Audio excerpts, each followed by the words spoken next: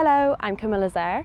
I'm a Campaigns and Policy Assistant at Campaign to Protect Rural England, and you're watching Countryside Bites.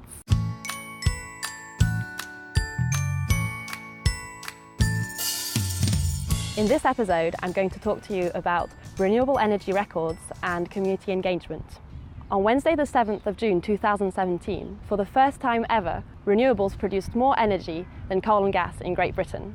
On the day before, the 6th of June, offshore wind farms produced 10% of UK energy, which is also a record.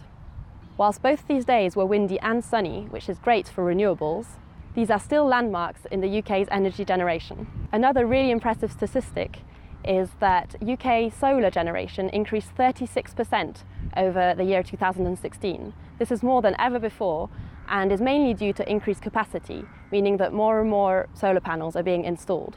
There is a need to encourage renewable energy, but in a way that minimises negative impacts on rural communities and the landscape.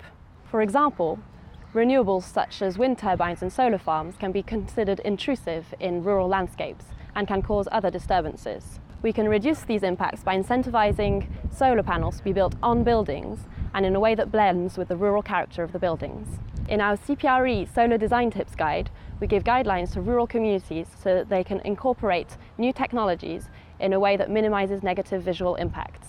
For example, if you build solar panels that go all the way to the edge of the roof, rather than just a small bit of the roof, this can look much more visually appealing.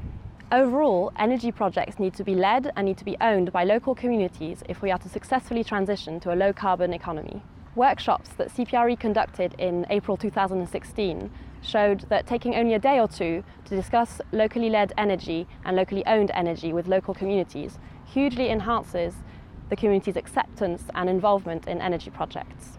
It is possible and not contradictory to decarbonise our economy, respect the ask of local communities, and protect the countryside. Renewable energy demand is continuing to increase globally, but in 2016, a third of this increase in global demand was met by renewables. A low-carbon or even a zero-carbon future is possible. Let's help keep this momentum going to help save our environment for the future. Thanks for joining me for this episode of Countryside Bites. Please join the discussion in the comments section.